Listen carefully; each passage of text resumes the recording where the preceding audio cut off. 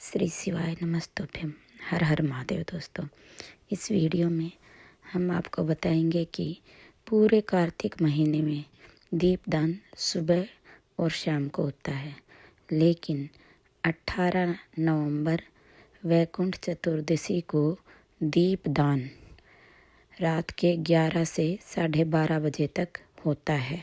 गुरुजी बताएंगे कि वैकुंठ चतुर्दशी को रात्रि को ही दीपदान क्यों होता है, तथा डे 3 की कथा में गुरुजी ने बताया कि 3 जगह दिए लगाने का क्या फल होता है।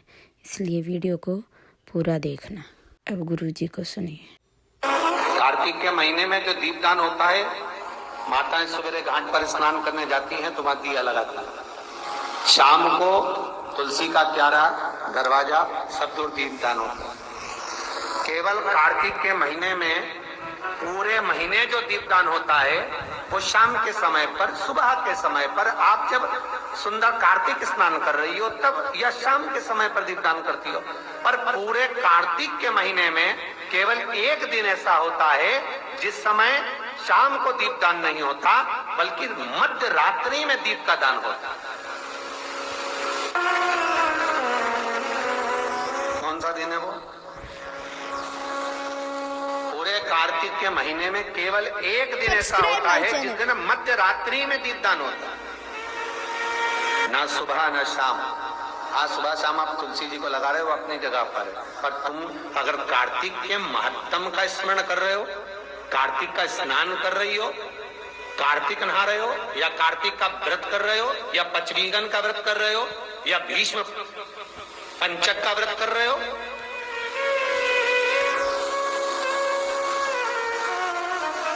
या कार्तिक स्मरण का व्रत कर रहे हो, कार्तिक का अनुष्ठान कर रहे हो, तो उसमें एक दिन ऐसा होता है जिस समय सुबह शाम दीपदान का फल नहीं है, रात्रि के मध्य में दीपदान का फल है, और वो है वैकुंठ चतुर्दशी का दिन। पूरे कार्तिक के महीने में केवल एक ही दिन रहता है जिस दिन शाम के दीपदान का फल नहीं है, मध्य रात्रि के दीपदान का फल। दीपावली पर जो दिए लगाए वो 11 दिए, 21 दिए, 5 दिए, 7 दिए ऐसे लगाए जाते हैं। एकादशी के दिन जो दीपदान करा उसमें 11 दिए, 7 दिए, 21 दिए ऐसा दीपदान होता है। पर वैकुंठ चतुर्दशी का जो दिन है महाराज, इस दिन रात्रि को 11 बजे से लेकर 12:30 के बाद और 14 दिए का दान होता है महाराज। इसमें 14 दीप का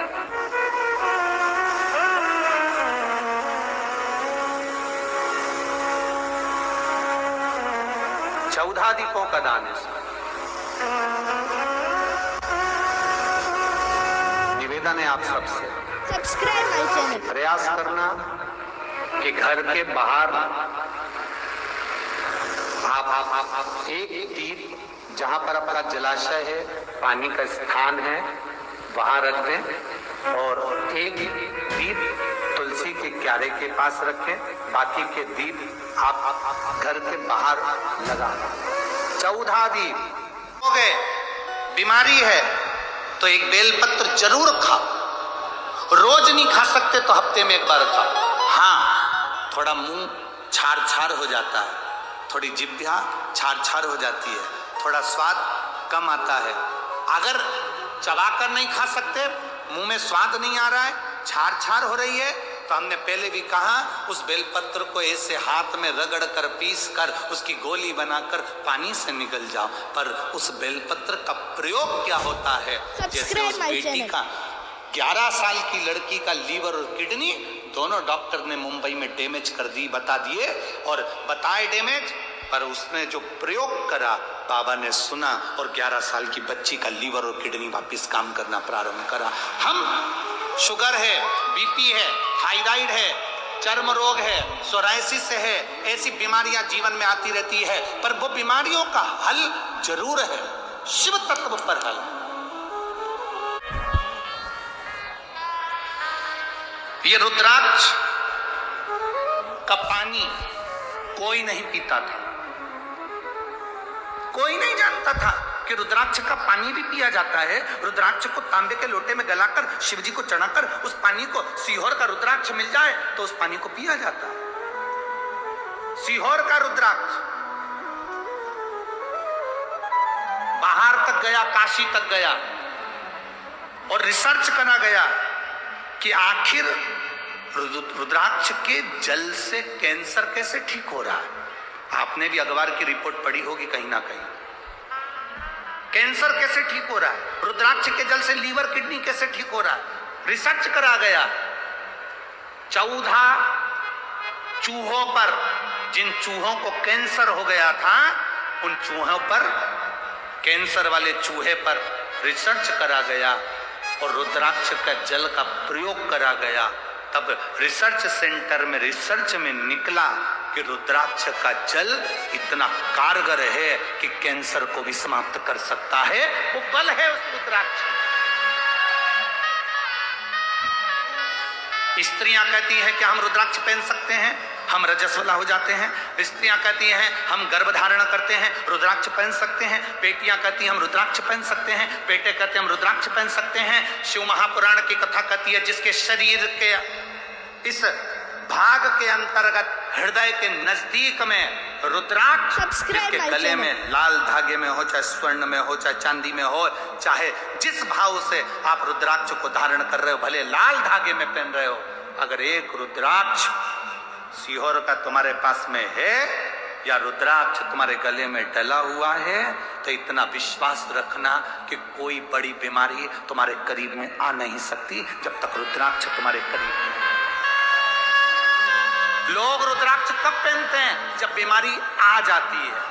फिर पंडित जी से पूछते हैं महाराज जी बताओ क्या करें? तो महामृत्युंजय का अनुष्ठान करवा लो, रुद्राक्ष की माला पहन लो, रुद्राक्ष धारण कर लो। कौन सा मुखी पहनूं? 1 मुखी पहनूं, 5 मुखी पहनूं, 7 मुखी पहनूं, 10 मुखी पहनूं, 14 मुखी पहनूं, 21 मुखी पहनूं? शिव महापुराण की कथा कहती है 1 मुखी से लेकर 21 मुखी तक रुद्राक्ष होते हैं। शिव महापुराण में 14 मुखी तक रुद्राक्ष बताए गए हैं। यह जरूरी नहीं कि 1 मुखी पहनूं कि 2 मुखी पहनूं। जो बाबा तुमको दे दे वो रुद्राक्ष तुम्हारे पास आ जाए। ये नहीं कि बीमार हो तब रुद्राक्ष पहनो, बीमार हो तब रुद्राक्ष धारण करो। कोरोना की वैक्सीन तुमको लगाई इसलिए थी कि तुम बीमार नहीं हो, बचे रहो।